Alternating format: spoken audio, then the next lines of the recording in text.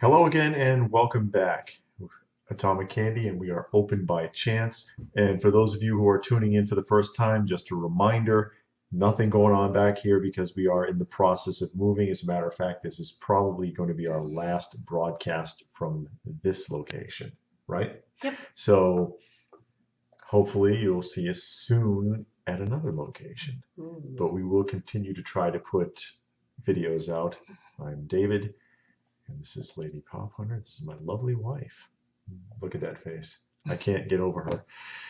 And what we're talking about today is Funko sets or lines that we personally wish they would put out based on our personal interests, our nostalgia, and in my case, a little bit just on common sense, because there are a lot of nostalgic things from the past that people would really like to see, and Funko overlooks it and puts out stuff that makes you say, what? Yeah.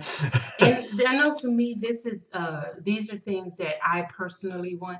I've seen videos where people give you a list of top 10 things Funko should make, but then they say, you know, these aren't things that I would want, but what I think would sell well. And for me, it doesn't matter what sells well, because a lot of the things that sells, I don't buy. So, you know, we've talked about it before. We both collect the things that we personally want. So the things that I'm talking about are things that I personally want, not so much that if they would sell well, like, meaning would they, you know, sell 1 million of them? I don't know. But they'll make 1 million of them. Yeah, they'll make 1 million, but will it sell? Who knows? But it's something personally I would like to have in my collection. If not from Funko, then from another manufacturer. I just happen to think that the selections, the nostalgic quality of it would make them good sellers. Yeah. That's just my opinion on this. Before I do that, though, I just wanted to point out something. We did the video previously, What's Wrong with Modern Thrift Stores. If you haven't seen it, I'll put a link to it down below, just to give you an idea of what I'm talking about here. I just took a picture of this at Goodwill. Now take a look at this. It says Leroy and Bertha's Bar and Grill. And this is a diorama, and it's by an artist called Michael Garman. Michael Garman. Now, here's a picture of the price tag. That's $1,500. Yeah, at Goodwill. Spencer's Alley by Michael Garman. And they base this, like most thrift stores, by looking at things that are for sale on eBay rather than what a collector or someone who really knows what they're doing would do, which is look at finished auctions. Because if they did, they would see that Michael Garman stuff typically closes out at around $250 as an average. You know, it rarely goes more than that for these dioramas. And it's just ridiculous, folks. It is ridiculous. But, oh, I'm sorry. No, I was just going to say, and this is something that I've said before. Yeah. If I have $1,500, I'm not spending it at Goodwill. Yeah, no kidding. You know. And then have them ask you now if you would like to donate the difference of your money. Something costs they round it up. $18.90. Would you like to donate the $1.10? No. Yeah, they round it up to the nearest dollar and donate it to somewhere. No, I don't want to Goodwill. That's where they're. Yeah. You know, I'm already spending there. I don't want to give you any more than I need to. But you know, like I said, for me personally, if I have $1,500 to spend on something, it's not going to come from Goodwill. You had $1,500, you'd be looking for vintage Masters of the Universe. Yeah, something else. But it won't come from Goodwill. Yeah. You know, but that's just me personally. But this is our list, and we each have one, a top 10 list. I've got mine. She's got hers. I'm going to do mine first. Okay. Okay. Because I'm awesome. But I'm going to do mine first. It's my top 10 list of sets that I would like to see coming from Funko. And we're going to start off right off the top with Captain Crunch. I would love to see a set of Captain Crunch. And people don't realize that Captain Crunch is an expansive universe because the commercials actually had a storyline. They did. These are characters. These are vinyl figurines from the 80s. Captain Crunch and Sogmaster and two of his soggy henchmen, which were glow-in-the-dark characters. There was also LeFoot, who I was a remember pirate. pirate. They had a dog. They had the kids. They had a lot of characters. It was an expansive universe. You could easily pull more than a half a dozen figures out of this. Plus, it would be cool. Plus, they could glow in the dark because the soggy creatures glow in the dark. The milk that makes your cereal soggy. Yeah, Captain Crunch is an oxymoron because it as soon as that stuff gets wet, you're done. You need to hit that milk. You need to eat that fast. But I love Captain Crunch. That's one of the cereals I still eat. I must admit. Okay. It's not good for your teeth, but probably not. You might want to brush after. Yeah. Next up, I had Battle of the Planets, otherwise known as GForce, otherwise known as Gadget. This is, if those of you who are anime buffs, okay, this is the original 5-team ensemble from like the early 70s, even was it late 60s, early 70s? I think it didn't show up here till the early 70s. GForce. And that show was freaking awesome. It's still one of my all-time favorite animes from back in the day, and it's got a lot of colorful characters. This is just the main ensemble here in action figure form. I think it would be awesome to see them do GForce. That guy got stuff going on. What are you talking about? Oh, you're talking about the man bulge?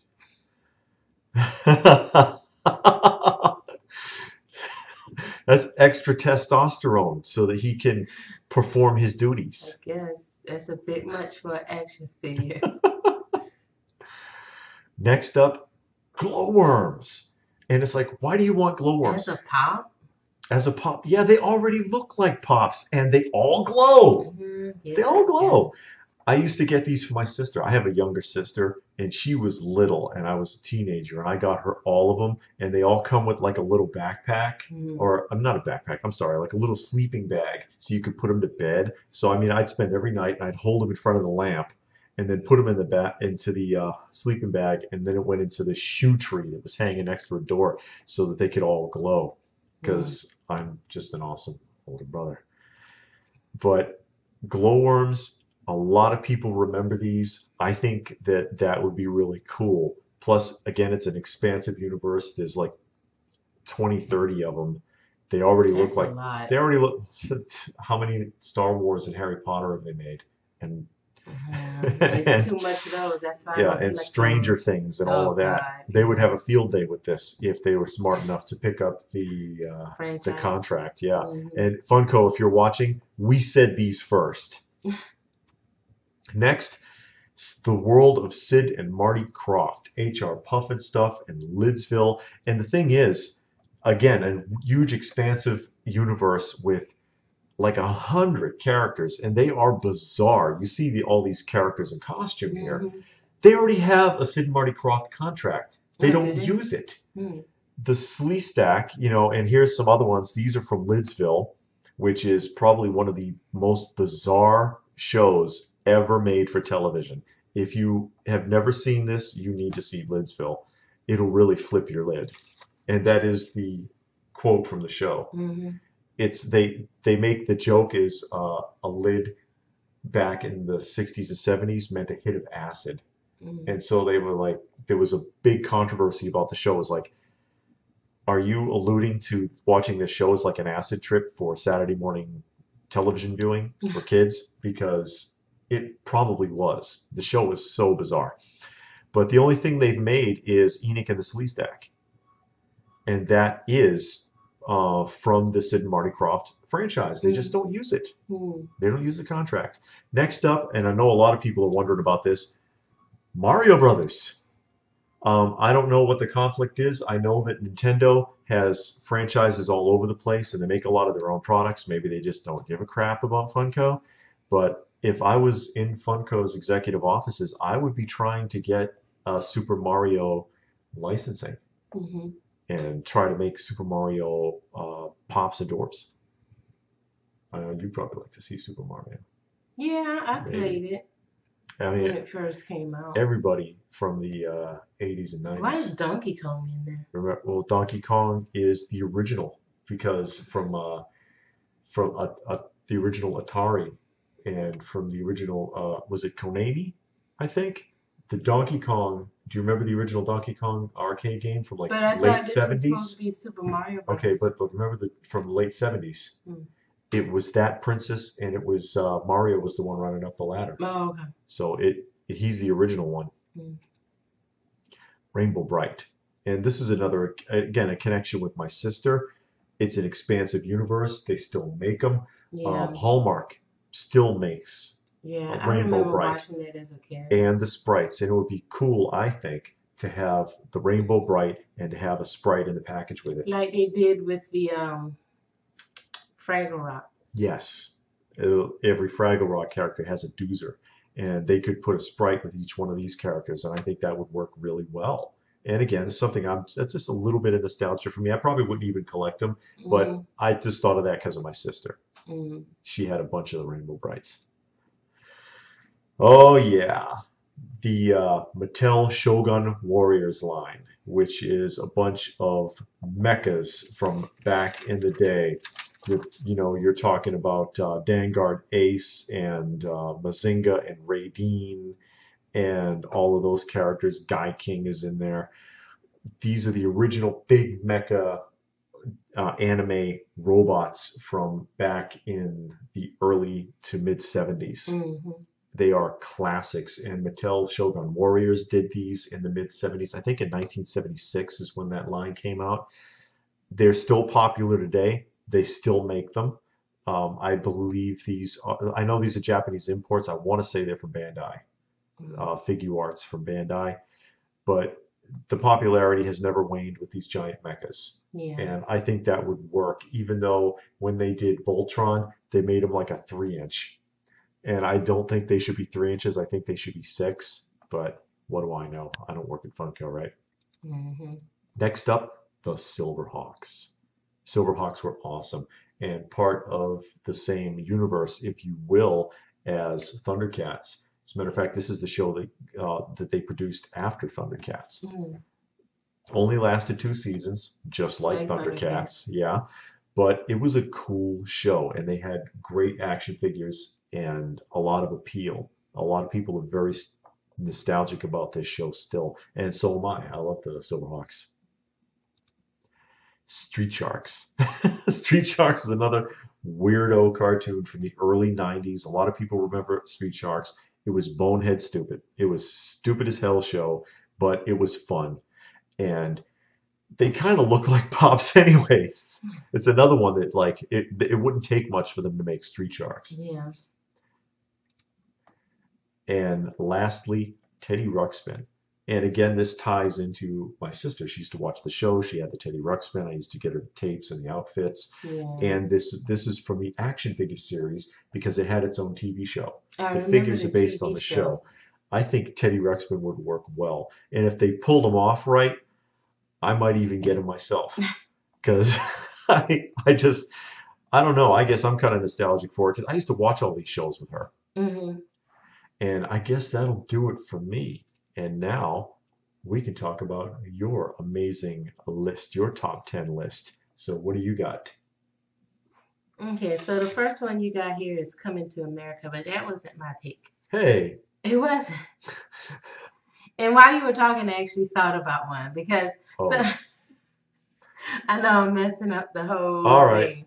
But no, that Coming to America. Coming to America, and I've talked about this before. Go ahead. About Pops, and when they make human characters, they all look alike.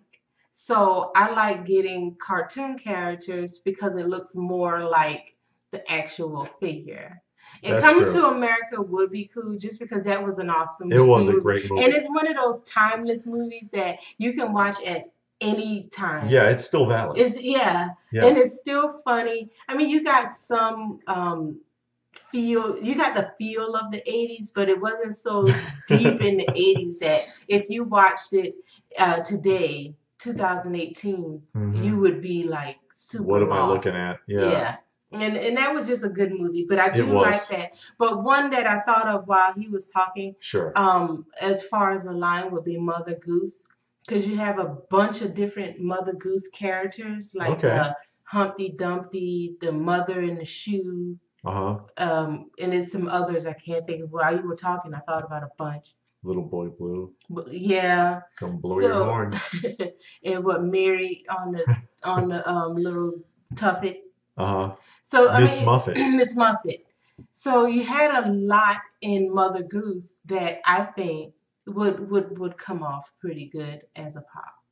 So I threw that one in so he doesn't have it. It's okay. We can sideline Coming to America. I know we had. But I do like Coming to America. But as a pop, it's going to look like any other. Yeah, we had discussed it, but yeah, you're right. They kind of make the human characters boring. Yeah, and I said, and I am getting out of the pop thing, but really with the human characters, because they all look alike, there's no features. I mean, you might have a beard on one or a funny hairdo, but it looks just like any other. You really see that with their sports figures. With the sports figure, it's the worst. But when you get to cartoon characters, they have more detail. Yes, they do a lot better work. Yeah, so the next one. Oh, Dexter's Laboratory. Oh, I love that. Dexter and Dee Dee was just amazing. If you ever watched Dexter's Laboratory, I would love to see that as a pop. I think it would come off well. They already did Powerpuff Girls, so they've got the license. Yeah, and Dee Dee would look, well, no, her legs are so long. But anyway, I think that would be a good one.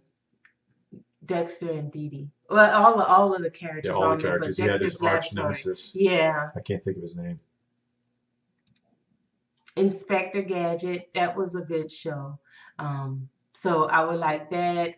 And Mr. Brain. The only one who knew what was going on. Yeah. The dog. I can't remember the dog name. And Penny. Penny and the dog did all the work. Inspector Gadget was just a mess. You know what would be cool is if the figure was made so that you could extend his arms and legs. If it was socketed and you could pull it out a little bit. And then they could also do a pop ride because he had that car, the Gadget Mobile. Gadget Mobile. Mm-hmm. The dog's name was Brain. Well, what was the guy with the fist? Dr. Claw. Dr. Claw. That's right. Brain was the dog. Okay. Mm-hmm. And they would have to make Dr. Claw with like something covering his face. Yeah, because all you ever saw was this. You only saw from behind. Yeah, and pounded his arm on the table. On the I'll get you yet, Gadget. Mm-hmm. My favorite Knight Rider. And he's already in position for a pop ride. Yeah, because the pop ride, they're always sticking out of the top of the vehicle. He was always sticking out of the top of the vehicle. Yeah. But I think that would be good. And also, I would like to see that as a Jada Metal too. Or Pop or Jada Metal. Because I think they did a good job, especially with that Batman. Oh, yeah. When Jada did the Batman. I think they did a great job when they had the car and then the figure, the Batman figure. So, and I think that one would come off well because they do such a good job with die cast. Yeah. And they do such a good job with cars anyway. I think that would transition very well. But since we're talking about pops, I think a pop ride would be cool. of Knight Rider would be real cool. And if they made a ride with Cat, it would be the same car. Who's Cat? Cat. Kit. No, Cat was the prototype. Kit was the second car. And Cat was like the evil car. I remember that. And then they had the one where Kit started transforming. That's when they really got stupid. I mean, the show was already dumb and cheesy anyway. But when Kit, sometimes that's fun. Though. Yeah, but when Kit started transforming, it just really went downhill after that.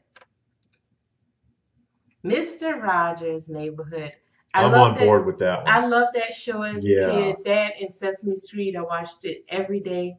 And if they did Mr. Rogers, and they had to do the neighborhood, the whole neighborhood with Mr. Platypus and, did all the everybody. Puppets. Yeah, I think that would come off really well.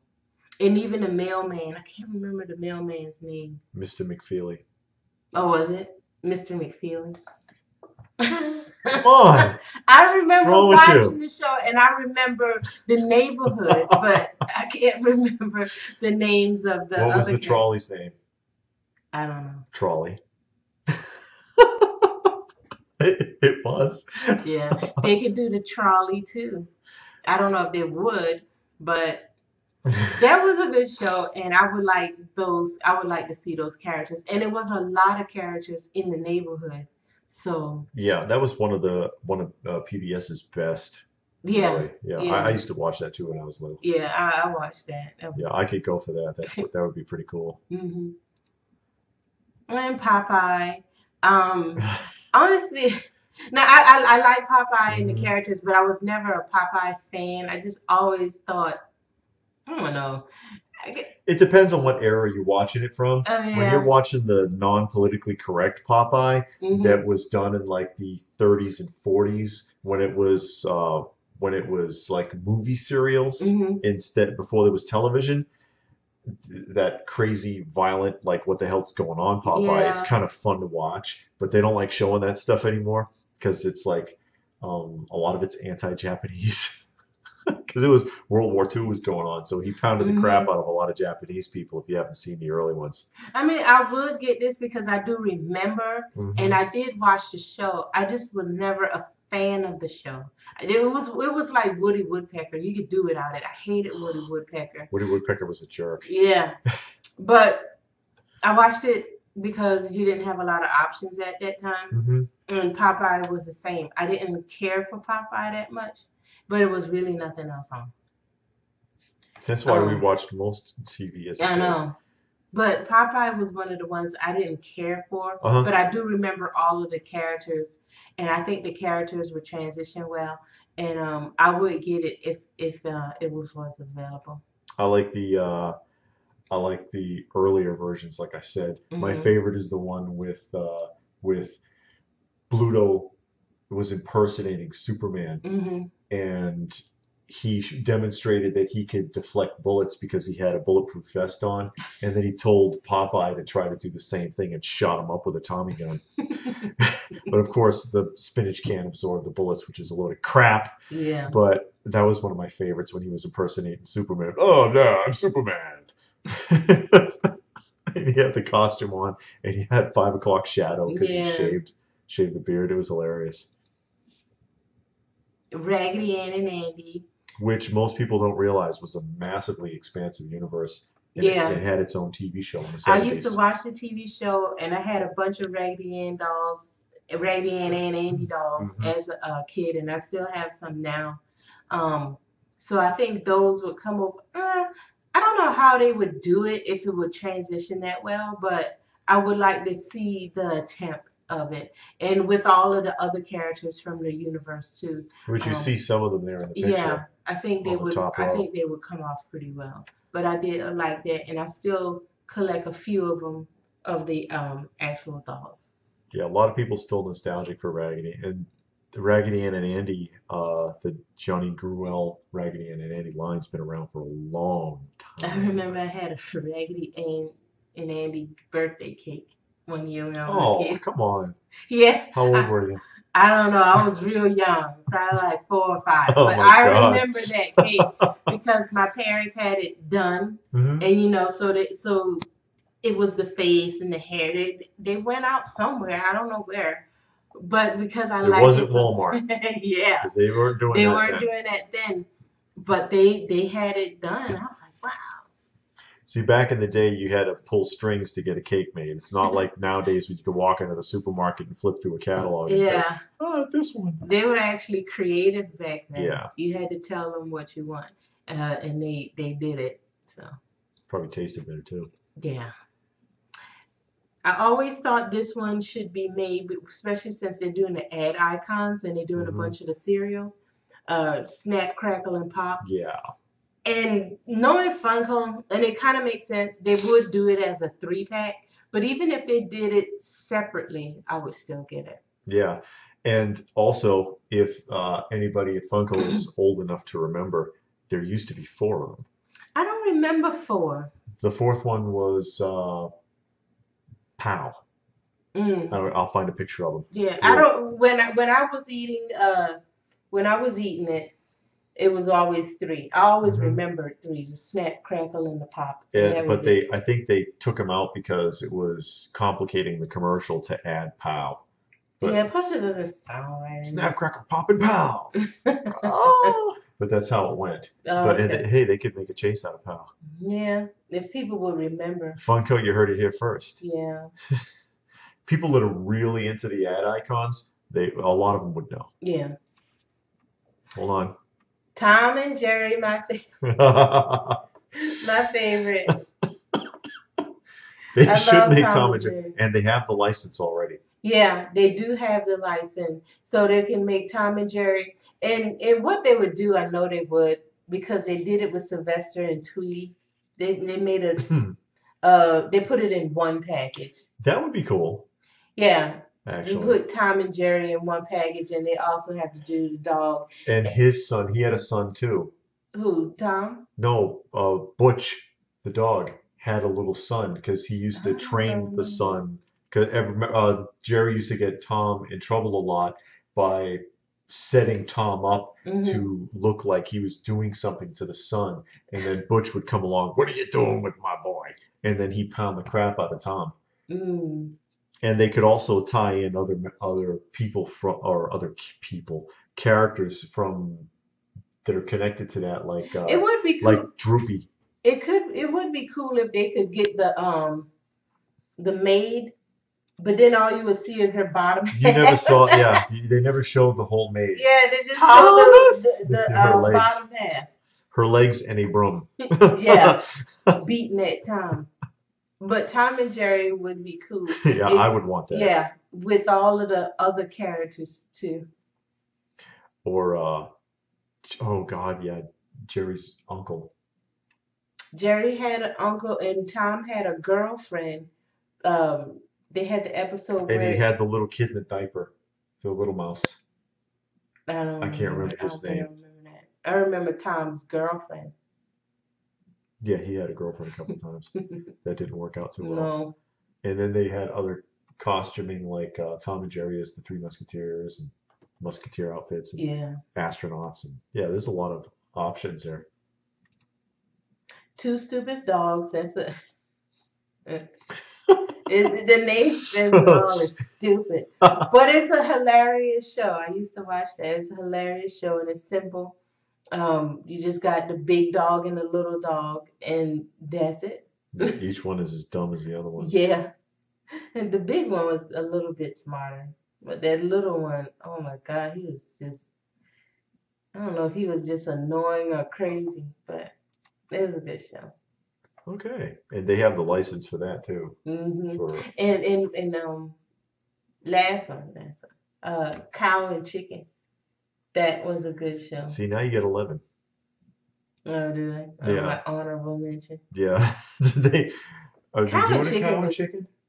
I don't think so. I don't remember. But Cow and Chicken would be good, and their Uncle Boneless Chicken could be like a exclusive or a chase. Boneless Chicken. Boneless Chicken was funny.